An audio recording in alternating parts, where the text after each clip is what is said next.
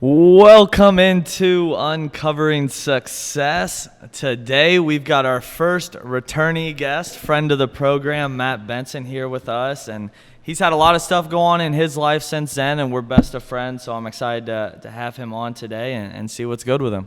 I can't believe that I have the honor of being the first returning guest. I don't know if I'm worthy. We'll see. We'll find out. You're right. So something big that's happened in your life since we last did the podcast was you had the honor of becoming a Forbes 30 Under 30 guest, an honor that a lot of people look up to be and want to be in that category. So for you, what just initial first thoughts? That's a huge accomplishment. Proud of you and excited to talk with you about it a little. Thanks, man. I'm excited for it as well. It's an honor. It's not something that I thought that I'd do at this age, but it's funny that it happens and you look back and it's like, man, nothing about me changed. There's a couple of things that have changed in my life, like that. It's funny how important it is to some people, but in reality, no different of a person. It's just really cool, and I am honored. But I look at it as a team win, really. I mean, I wouldn't have had the opportunity to even be nominated if it wasn't for the success of eFuse, and that doesn't happen without the team. So it's been a blessing and an honor. Yeah. So how do you even apply to be a Forbes 30 Under 30, or do they reach out to you? When did you kind of figure out that you were going to be a Forbes 30 Under 30? Well, it actually, you somebody else submits for you. So I didn't even know it was happening until I got reached out to. I think it was the Ohio Innovation Fund, one of my investors that had submitted my name, and then my PR firm got involved. And then, long story short, I didn't find out about it until I was a finalist, and then they started asking me questions. It's like, okay, you might have a real shot here. I was like, oh, wow. Cool. So it kind of all transpired over the course of, I think that came out in November of 2020. Or December of 2020, I can't remember, and I found out a month or two before that I was even in the running, so it happened pretty quick. Yeah, that's incredible. What was the day like when you found out about it? It was announced, and I'm sure a lot of people were hitting you up. Yeah, man, just got a lot of love, and it was just cool. People I hadn't talked to in years, but people that I really respect, and people that I never thought would reach out, mentors of mine that I've created in the space, and even people that I've never had a chance to talk to. It was just really cool to get that love from so many people that I love, and just to get words of encouragement. It's one of those things that it's a day you never forget, but it's also one where you gotta turn the page the next day. So it was a good day, but just really blessed. Absolutely, that's sweet. I know. I mean, I had the honor of celebrating with you that night. We went out and got dinner. You took care of me. I forgot about that. Yeah, that was fun. Night. Yeah. For sure, and I'm sure, too, it's kind of cool to look back. I know you're not a guy that likes to sit back and look on what you've done, but to get to that point and see that accomplishment has to have felt pretty good. Yeah, man. Again, it was just such a blessing and such an honor, and I never thought that it would happen that quickly. So it's just really cool, and you got to turn to the next page, right? Like, what's next? A mutual friend of ours, Patrick Klein, PK, always has the saying, "What's next?" So that was my mentality the next day. Exactly. So for those that didn't get a chance to hear our first podcast we did, season 1, first of all, go check that out. But a little bit about eFuse, quick overcap. What is eFuse, the company you started and founded? Yeah, in short, eFuse is a LinkedIn for esports and gaming. So it's the place where gamers come to meet, compete, and be discovered. And essentially what happens is you come onto our platform as a gamer, you register with your in-game credentials, we pull in your stats, we pull up any highlight clips you have, we create this persona or this resume of you as a gamer, and then we allow you to utilize that to find other gamers that play similar games, have similar interest, and or find different types of opportunities like scholarships, jobs, team openings, tournaments, kind of you name it. We create the ecosystem for that. So we launched it January 2nd, 2020. Over the course of the last year, scaled it to over 500,000 people, and it's been a wild ride. Just getting started, awesome. Hopefully.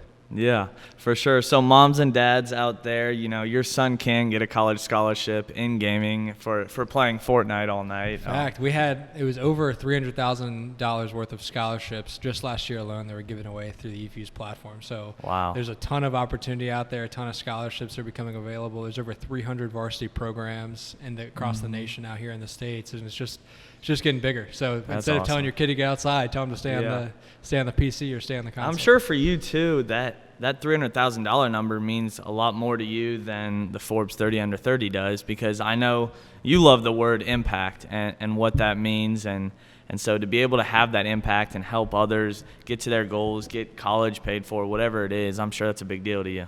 It is. And I think that before we even launched, we came up with this tagline, for the gamers, hashtag for the gamers. So when we launched on January 2nd, eFuse alone committed to giving away $100,000 worth of scholarships and opportunities through the platform.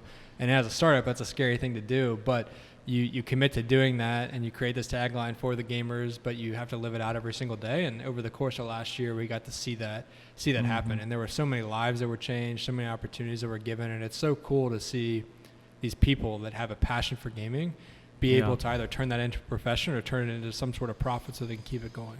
That's sweet. That's awesome. So one thing that I'm interested in hearing more about, and I'm sure a lot of other people are, is with any startup, especially early on, you got to raise money. You got to raise funds, and the process of trying to go about raising, whether it's venture capital, getting investors, whatever it is, I'm sure that's tough. I obviously don't know what that's like, and so I'm interested to hear from you. What is trying to raise money for a startup, for a small business? What does that process look like? Yeah, it's a different process at different levels. So in the early days, really what people are investing in are you. So you have an idea, they have to believe in the market opportunity, but at the end of the day, there's really nothing to show for it. When we first raised money for eFuse, which was $2.3 million, we didn't have a product. We had 0 users.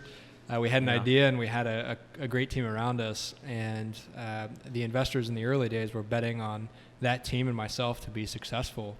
So they put this money into us, and you get it over the first line, and you start to have some success. But then the next fundraise is all about, they don't care about you as much. Yeah. It's more about what success did you have. There's numbers to back it up. There's data to look at. So did you do what you said you were going to do?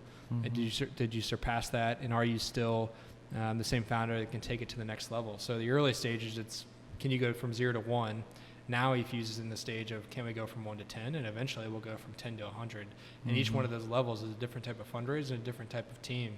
So at the early stage, when you're raising that money, it's really about finding people that believe in you, building relationships with those people, going out and grabbing drinks, having dinner, and just giving them insight into who you are, what you believe in, and what your vision for the company is. But it's also a numbers game at the same time. You have to realize that in those early days, you're going to get a lot of no's. I mean, I probably talked to 150 people the first round, and 20 of them became investors. So it's a lot of people to have dinner and have drinks with and talk to. Not everyone I had dinner and drinks with, but a lot of people that you talk to, and you get a lot of no's, and it can be discouraging, especially early on. But you get a few small wins, you stack a few. It's much easier after you get some money in just to raise more money.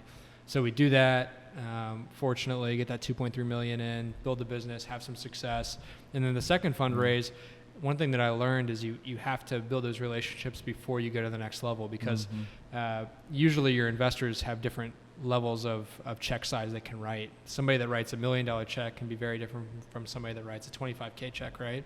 So you have to build those new relationships before the time that you actually need to raise. So investing in that, still going out for dinner and drinks, still building a relationship is important, but also being able to back into the metrics and show that you really understand not only what you did, but how you got there. What are the things that actually drove the business to be successful? So just a little insight into how I think about the fundraise. And it never really ends. You're always fundraising. You're always telling the story. So here in a couple months, probably a little longer, maybe 6 to 9 months, go out and raise another round too. That's awesome. And I mean, that's interesting too, because in my last podcast I did with Mike Galena, he said the same thing, and we had the same conversation about you never know what's coming next. You never know what's down the road and what avenues you're going to have to go down, but it's important to always continually be building those connections. And you never know when those are going to pay off. And sometimes they might not pay off monetarily, but, it's great to get to know people and have friends that you can lean on and people that are there, whether they're going to support your business or not. It's still good to have those connections and those relationships. And I think one thing I'll just add on to there is it has to be authentic, right? Like people know when you're going into a conversation and it's transactional. If you're just there to get their money and you don't care about them as a person, they're never going to believe in you, and you're never going to establish that real relationship. So I think it's extremely important that you have authenticity when you go into a conversation. You can't look at it as numbers. You have to go in and say, this is a real person that happens to have money that I want to be involved in my business. And there's times as an entrepreneur where you have to make a decision. The person may be a terrible person and they're just not nice and you don't want to do business with them, but they have money.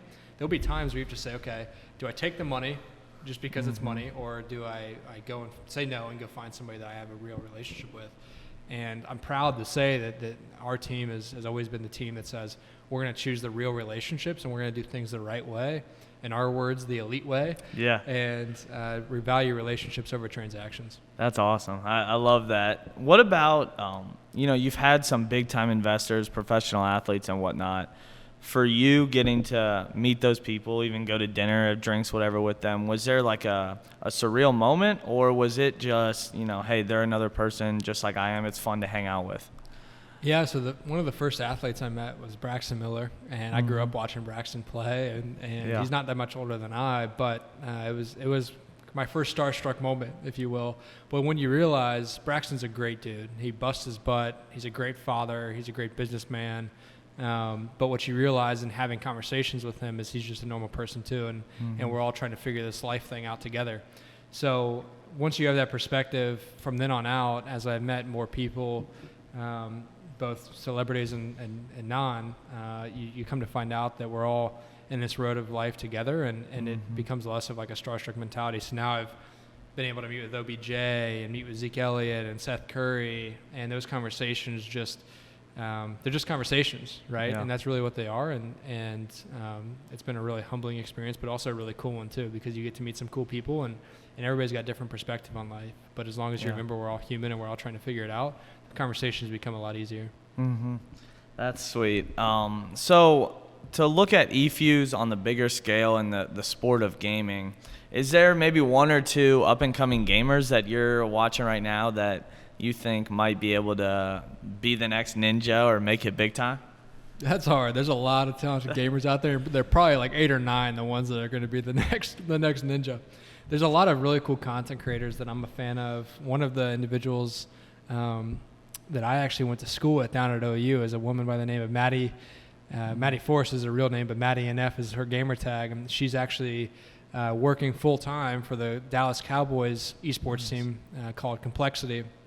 She moved down to Dallas. She's from New York originally, and she's absolutely crushing it, is really taking off. She plays Fortnite in some Warzone, but I have a big belief in her, partly because I know her as a real person, but also just the way she's grown and the way she treats her community. She's really incredible. So Maddie NF, and then also one that I think is just hilarious is a guy named Legion. He spells it Legiiqn, and he just got picked up by the Florida Misfits, a Call of Duty team. But he is one of the funniest people I've ever met. It's just so organic and authentic. I think that over the next couple of years, he's really going to pop off, and excited to see what he can do. But he's played in some of our events and is a really nice guy too. That's awesome. Well, shout out to Maddie NF and Legion with a Q. That's sweet. It's cool to see those people up and coming. Just like, you've obviously impacted a lot of people growing up and seen them become who they are, but to see them in the grassroots and know that they're going to have a chance to be special, it has to be pretty cool. For sure. One of my favorite stories that has happened since we last talked is we launched this service called Pipeline. And essentially Pipeline, you can think of it like an ESPN Top 100, but for gamers. What we've done with that is basically started to spin up combines or recruitment combines for high school kids where college coaches can come in and recruit them. We had a combine probably 2 months ago at this point, and we had the head coach at Boise State come in, and we had this kid that ended up getting recruited and got a full-time offer through the combine. But it's things like that where this kid's been busting his butt for a long time and finally gets an opportunity to be in front of a coach, happens through the eFuse platform and through one of our combines, and now he's playing at Boise State on a scholarship. Wow, that's sweet. That's awesome to hear. What about, to take it away a little bit from esports and eFuse, when you look back at maybe when you were a senior in high school, freshman in college, 18 years old, what is one tip that you would give yourself or give someone out there right now that's 18, 19, either in college, just getting out of school, for the next 5 years of their life, and something that they should be looking to do, whatever it is? What's one tip for an 18-year-old? Try as much as you can.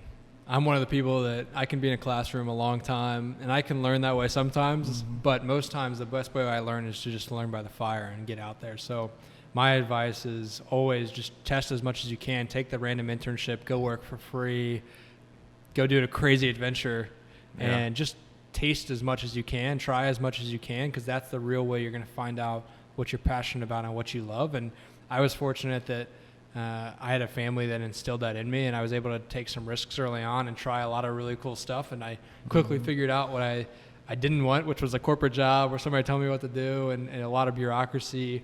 But I was able to find out that I love velocity and fast-moving companies, and I like being my own boss and surrounding myself with a great team. And from that, it allowed me to eventually take the leap of faith to start eFuse. So I would just always point back to try as much as you can, learn as much as you can, and that's the best way to find what you're passionate about and what you're going to do long term. How do you instill, your mindset of you don't want to work for anyone and you want kind of that thing that's not quite a hierarchy? How do you bring that to eFuse? It's a great question, and I think about it as we're hiring the best of the best. We're hiring A players, and there's a Steve Jobs quote that's something along the lines of, I'd rather have one A player than 3 Bs. And I very much so feel the same way. We want to hire the best of the best, and in doing that, you also have to give them the trust to be able to execute and do their job well, because they're very talented. In many cases, they're more talented than I am. So it's providing the clarity of what the vision is and what the North Star is, but then trusting them and empowering them to do their own job. So when I think about eFuse, yes, we have some bureaucracy. You have to when you have an organization this big, and there have to be decisions made at some point to go in a specific direction. But in reality, what we want to do is hire the best of the best, give them the North Star to go towards, and say, we trust you to get there, and empower them as much as possible. So in theory, they're almost their own boss. They're figuring out, they have a lot of authority over what they're doing on the day-to-day, and they can pull in the team around them, the other A players, to go and accomplish that goal. Yeah. So it's almost like they are working for themselves within eFuse. Yeah, and I know, a guy we've had on the podcast before, and I had just interviewed him like the week he got hired, Herb May.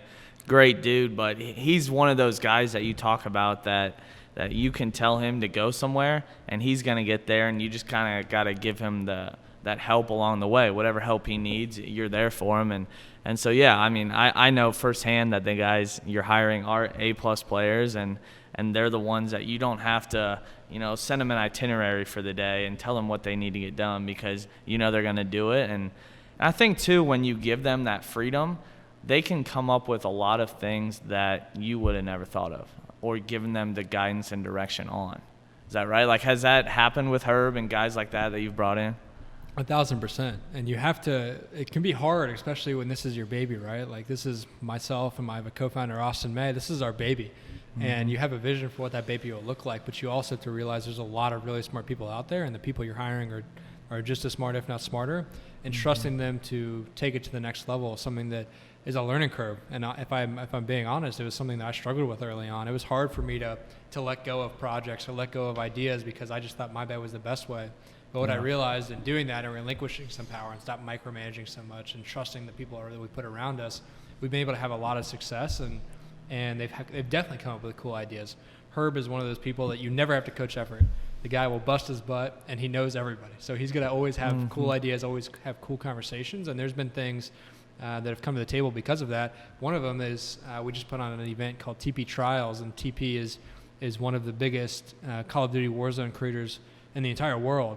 And because of a relationship that Herb had, his agents came back and said, hey, we want to partner with you guys to put on this event. So Herb brings that to the table, not something we were even thinking about. It wasn't on the roadmap, and it's now become a huge event for us. And just last week when we put it on, we had 70,000 unique people on eFuse watching it, just because of that one conversation, that one relationship he had. So that's a great example of, hey, you don't have to play in the box. If an opportunity comes in because of your ideas or the relationships you have, we're totally game for it.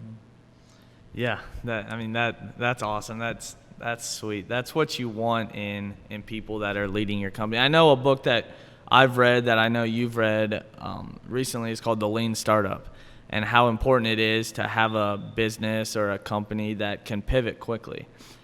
Is that something that you feel like is true and is important? Because that was the main synopsis of the book, is be able to take things that are coming at you and be able to change your vision quickly. Is that something that you've been able to do, and even though keeping that overarching vision in place? I think so. I'd like to think so, at least. Yeah.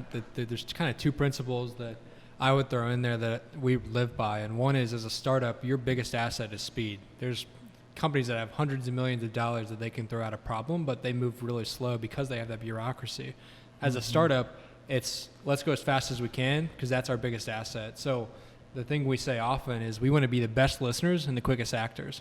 And because of that velocity, we're able to put something out there, learn really quickly, and build on it. And that's allowed us to get a leg up on the big companies or our competitors because we're just putting it out there, we're learning, and we're moving fast. So we always talk about being the best listeners and the quickest actors, and talking about being our advantage, our competitive advantage is we can move quickly, big companies can't. So doing those two things can be crucial. And I think in the early days, we've been able to do that really effectively. It'll be interesting. I mean, it's something that I'm really proud of now, but as we grow, it's harder to move that quick. There's a lot more people. There's a lot more communication that has to happen. But how do you maintain that throughout an organization is something that we're actively learning. I feel like a big part of that, too, is trust. And the guys that are below you leading those teams that are doing all that, do you trust them enough to make the final decisions that you've been making the whole time? Yeah, you got to trust people to make executive decisions and on-the-fly decisions, because the reality is they're in conversations and they have context that I will never have. I was never in those conversations. So you have to trust those people. And by the way, they're not always going to be right, and I'm not either. But you trust them, you trust them to learn, you trust them to iterate, and in doing that, that velocity is what ultimately would set you apart. That's what set us apart so far. Hopefully that's what continues to do that. For sure. And I'm sure through a lot of that, you've had a lot of ups and downs, a lot of down days, a lot of up days. What for you has kind of kept you level during those downtimes, during those highs? Maybe it was Forbes 30 under 30, or maybe you didn't get a deal that you wanted. Whatever it is, what has it been for you that's kept you on that even path? Yeah, early on, it's something I really struggled with, and I say it often, but startups give you the highest highs and the lowest lows, and the lows are really dark. And when you're at in theory, the top of the pecking order and being the CEO and the founder, it can be really lonely. I mean, there's nobody else but you to point at the end of the day when there's an issue. It all falls back on you. But what I've really rallied around is having great mentors that have been there and done that can give me insight into how to cope, but also finding routines and also trusting and knowing that at the end of the day, I'm busting my butt and I'm doing it for the right reasons. And even if the company failed tomorrow and we ran out of money and everything just went to shit, I would feel comfortable and confident in the fact that we did things the right way. That we did things the right way, and that we impacted people along the way. And if I can go to bed at night thinking those two things and knowing those two things, that's it doesn't cool. matter. That's a cool perspective. I like that. Has your faith? I know you're a man of faith. Has that come into effect at all and played a part? For sure. Absolutely. There's a great Steve Jobs quote that I love, that's you can't connect the dots looking forward, you can only connect them looking backwards, and you have to trust in something. And my trust is in God, is in my Lord, and I've really kind of narrowed into my Christian faith and found comfort in a community that also believes that, but just having routines that allow me to dive into that. So reading my Bible daily, going to church every week, having a pastor friend that I can call at least once a week. Great guy. Yeah, and just chat through. So definitely faith has been something that's been important to me, and it's just given me a trust and faith, and that things will work out if I put in the work and I do things the right way, and whatever that ends up being, I'm comfortable with and confident in, because I know it's for the right reasons. It's awesome to see sometimes God's vision get played out, and a lot of times it's a vision that you never saw or you didn't know was around the corner. Whatever that may be, it's really cool to see those visions played out, and I'm sure you've had a lot of those visions come to fruition, like we were talking about before, where sometimes you got to pivot quickly to something that's going to help the company that you didn't see before. And I'm sure God's blessed you in those ways as well. Yeah, there's visions you see and there's visions you don't see, right? Yeah. And I had a conversation literally this morning with another founder here in Columbus. He was just talking about, he was in a really dark place. They had just gone through hell. I mean, he was unable to raise money. He was in a really bad place. And literally a week later, when he thought he was going to have to close the doors, some random angel investor came to the table and said, "Hey, I'm willing to help fund you and take it to the next level." And then from there, he's been able to cascade it into a number of different things. But there were times where he wanted to shut it down, and he's like, "I just believed and had faith that this was the thing that God put on my heart and that I need to stick with it. And then literally out of nowhere, he gets a cold email saying, "Hey, I heard about your company. I'd love to talk to you." And Wow. it transpires into being an investment. And it's things like that. I've had moments like that as well, where you don't know where else to turn. And out of nowhere, God picks up you and the cross and carries you to the next level, and a great opportunity comes to fruition. Yeah, man, that's sweet. That's an awesome story and really cool to hear. So a question I'm sure that you're not prepared for, and I'd like to discuss, but you're an eligible bachelor. What does the dating life look like for you as someone that, hasn't been in a relationship in a little bit, and, as you kind of get some success, what does dating life look like for you? And the reason I ask this is because on my last podcast, we had a conversation about it too, and what that looks like at different parts of life. And so I'm interested to hear just kind of what that process is like for you.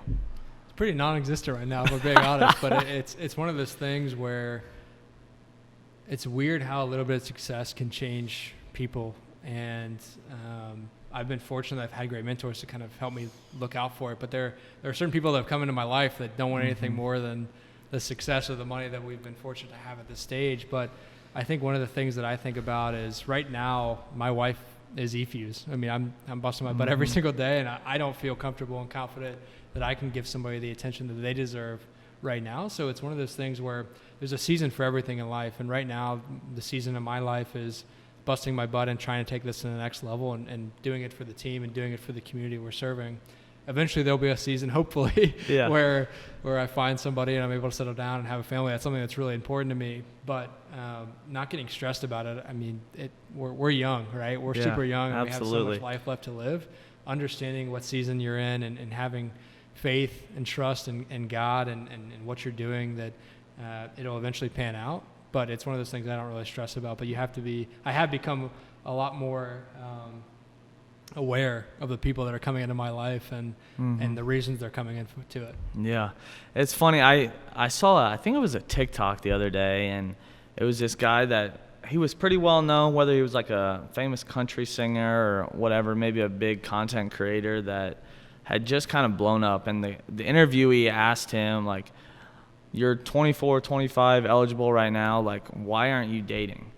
And his response was that he didn't feel like he was a full man yet and fully capable of treating a woman or a wife the right way yet. And once he got to that point, then, and where he felt like he could provide for a woman, a family, whatever it was, that then he would be open to having those conversations and start looking. But right now, like you said, it wasn't something that he was stressing about. And like we had talked about earlier, God provides what you don't see sometimes. And you never know. Maybe your wife you're going to go meet her at dinner tonight after we're done, and maybe in a year from now you'll be married, and that's that new season. But yeah, it's kind of cool to look back and see those things in perspective. 1,000%. So another question I have for you that I really want to know about too is, we kind of talked about those highs and lows earlier. What are some expectations that you feel like are unfairly put on you or have been put on you? Whether it's through your success or, maybe the way you grew up, whatever it is, what are expectations that you feel like either shouldn't be on you or aren't fair to maybe put on you? That's a great, very hard question. I would say that I actually feel a lot of solace in the fact that there are expectations on me, but I'm confident enough to brush them off and not really worry about them. The only expectations that are on me are the ones I put on myself. Those are the hardest. And I think that one thing I've had to learn over the last couple, I guess it's been years at this point. It kind of sounds crazy to say. It's 2.5 years. But over the last couple of years is having grace with myself. Not every day is going to be a great day in the sense of all the work I get done, or the conversations I have, or maybe I don't show up mentally ready for the day. I have bad days. Like, there are days I'm not performing at the highest level. And I would used to really beat myself down because I have the expectation of I got to be the best in the room every single day. And I think that one thing that I've learned is having that grace has really enabled me to be a better man and to understand the longer term of what we're building. It's not something that happens overnight. I think we mentioned on the last podcast, or if not, we've talked about it on the side, is this concept of stacking wins. And not every win that you stack every single day is going to be a home run. It's stacking those small wins and having trust and grace with yourself that as long as you show up, you put effort forward, and you treat people the right way, that if you do that every single day, that's a win. And having that grace to understand that is important. So it's less about the expectations that other people put on me. There are those for sure, but I don't put them as highly as others. What have you learned through those expectations and those down days where you said you beat yourself up? What have you learned maybe about your mindset or how things need to shift so that when you wake up the next day, it's a good day for you? Yeah, I think the beauty is you go to bed every single night and it's bright in the morning and it's a new day, right? And it's one of those things where if you can set your frame of mind to be the turning of the page, it can be really impactful, both good and bad, because the day Forbes 30 under 30 happens, right? You can be on the highest high. Next day happens, new chapter. Yeah. We lose a big client, we lose a deal, we have a terrible day on a tournament. That's a terrible day. I go to bed really mad, but beauty is the next day as a new page. So that concept of stacking the wins and turning the page is something that's really important to me and that has allowed me to kind of reset, but also finding specific routines. I think we talked about this a little bit before, but getting time to work out, making sure you're taking care of yourself. It's something that I've not always been good at. I have seasons of that where I'm terrible about eating, terrible about working out. But the more I find myself doing that, working out, taking care of myself from an eating and sleeping standpoint, finding good people to surround myself with and having conversations with, those are things that allow me to reset and also zoom out and think about the bigger picture, right? Another thing, since we brought up faith a few times, is investing in the Word, or listening to gospel music, or listening to a sermon. Those are things that can just say, man, I'm such a small speck in this entire scheme that, yes, I need to contribute and pull my weight, but at the end of the day, this is so much bigger than me. And did I contribute? Yes. And if I can go to bed at night saying, yes, I contributed to the greater good and to God's plan for the world, I'll sleep okay. Yeah. Who are some people that you listen to for stuff like that, like pastor-wise, maybe music-wise? What do you kind of turn to on that? I've really enjoyed, recently I've been on a Michael Todd kind of spree, talking about relationships. He's got a great book that I'm going to read on vacation, but I've been listening to the sermons about it. I think it's called Love, Sex, and Relationships, if I remember correctly. Really, really great. I would definitely recommend the sermons. I'll tell you how the book goes here in a few weeks. Beyond that, I found back in my hometown, there's a church called Centerpoint with Pastor Chris and Pastor Kristen that I've really enjoyed going to. I grew up in a Catholic church, so it's a very different change of pace. This is a non-denominational church, a lot less routine or rituals, whatever you want to call it. So I've really enjoyed that and being able to rediscover myself. But those two are ones that I've been really in. And then I also am a big fan of Rock City too. So when I get an extra minute or two, be able to tune into Chad's awesome. I love, and one thing I've found from Chad and I've appreciated in hearing his messages is someone that's not afraid to tackle the tough questions in Christianity. And there's a lot of stuff that you can go back and forth on, and the world goes back and forth on. And for most pastors, it'd be easy to kind of overlook those and say what needs to be said to bring people in and grow their church. But for him, and I'm sure you've had the same thing with other pastors, it's having those tough conversations about where are we at in our faith and the different answers that lie in the church. And so that's one thing I've really appreciated about Chad. And two, I think part of what you were kind of alluding to in being a healthy individual and being able to bounce back from those low days pretty quickly is being a healthy person. And I know one thing you're going through right now, I think it's called 3.1 and 31, or did I get that backwards? You got it right, 3.1 for 31. Yeah, what is that right now?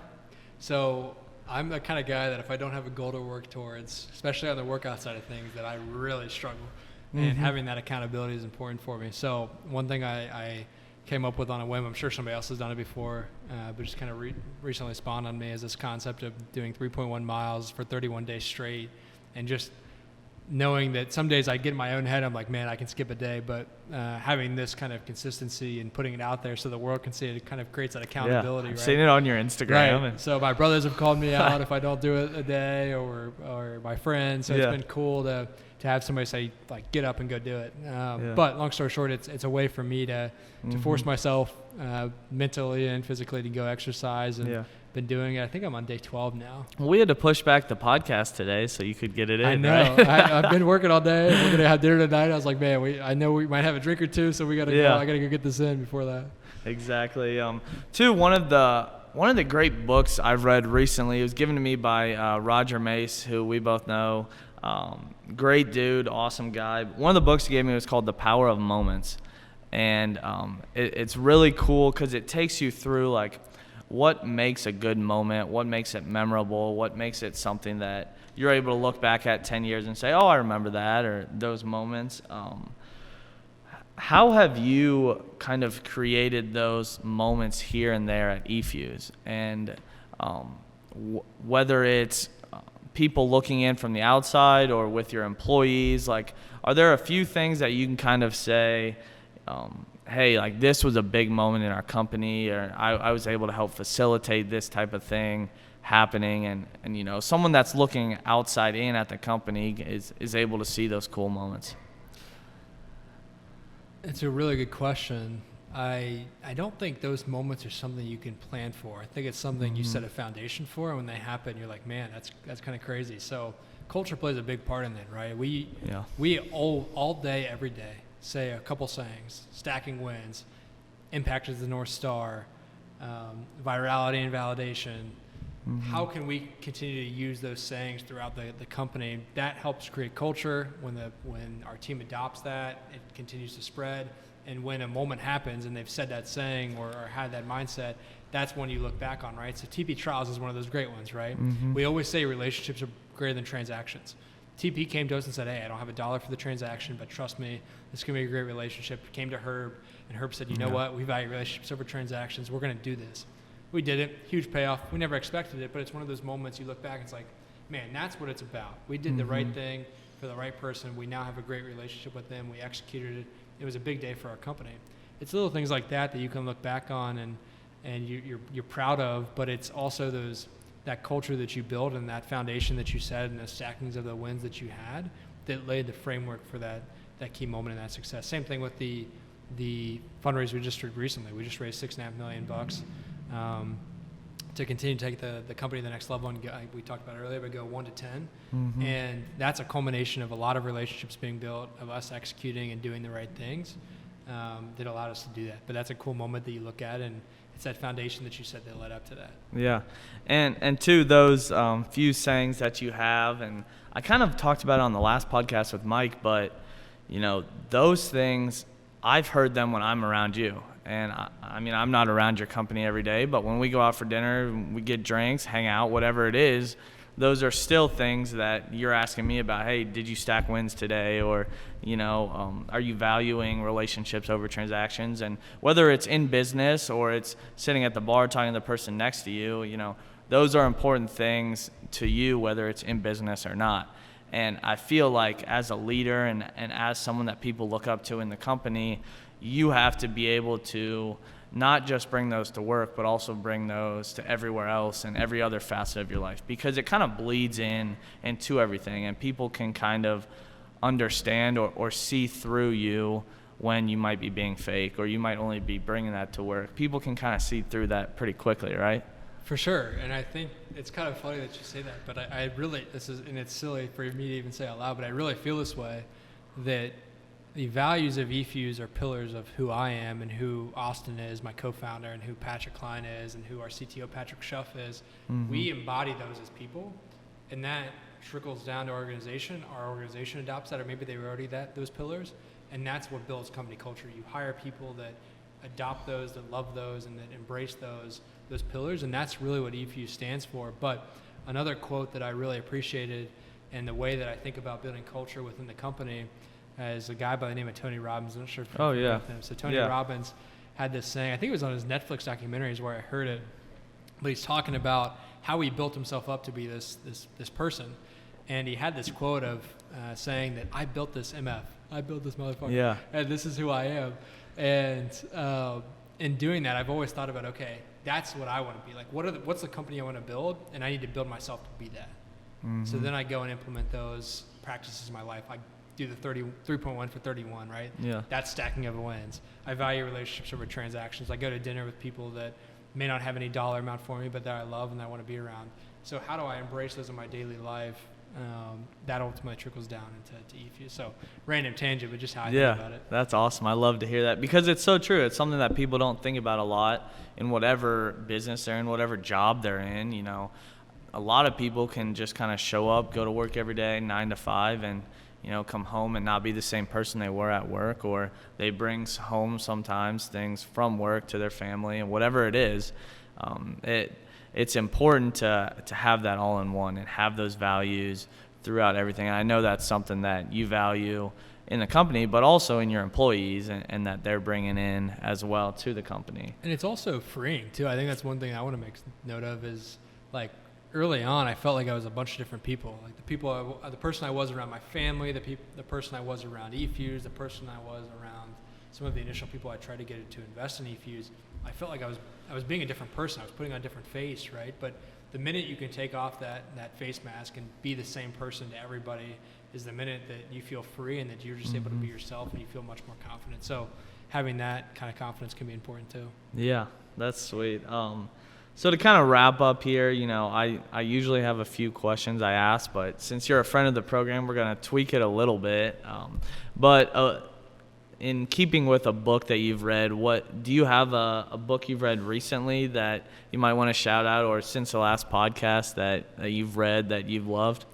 I've read a couple, two that I've enjoyed. If you're interested in politics or you're interested in leadership, I read Barack Obama's new book. I can't remember the name of it, but one that I read most recently that I thought was fascinating. I'm really big into biographies and autobiographies. I read Matthew McConaughey's book, Green Lights. And it's basically like, what are my first 50 years of life and how does he think about it? And somebody I look up to, and I think he's got a lot of passion for what he does, and is a great character. So I read his book, and it was really good. I would definitely recommend that. I need to read that too, just because I was in Austin recently. But you need to listen to it. So he does an audio book, and he's the one that reads it. And as you know, Matthew McConaughey has a great voice, so it's a really easy listen. Well, and he's a guy too that, like we just got done talking about, he's a guy that has made things elsewhere outside of what his actual job is, and the culture that he embodies himself with doesn't just go to work, and it goes into every other facet of his life. So yeah, I for sure need to check that out. It's a great book.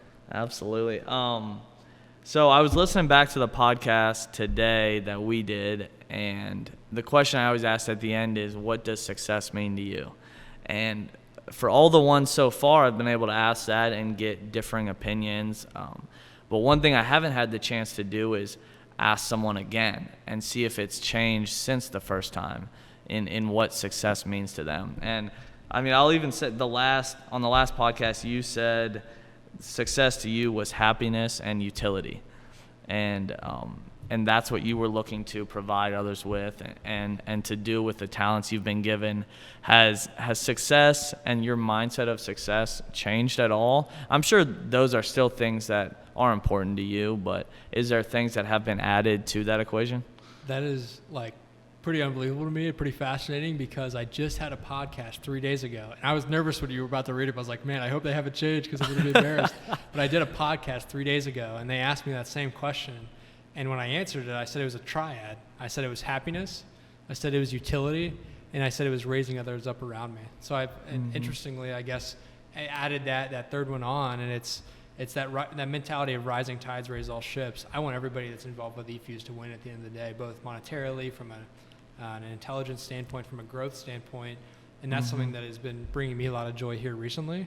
So I guess it could tie into happiness in theory, but it's still utility, it's still happiness, but I would add in that rising tides raise all ships. How do I bring others around me up along the way? That's awesome. I love that. That's cool to see that success and what you view it as is just kind of adding on. It's not subtracting. So, yeah, Matt, I appreciate it. I love you, and I appreciate the time. So looking forward to go grabbing a bite to eat, and let's keep stacking those wins. Love you, brother, and proud of you and all the success you've had in the pod. It's just getting started, and True. really excited for the next couple of guests. So I appreciate you. Appreciate it.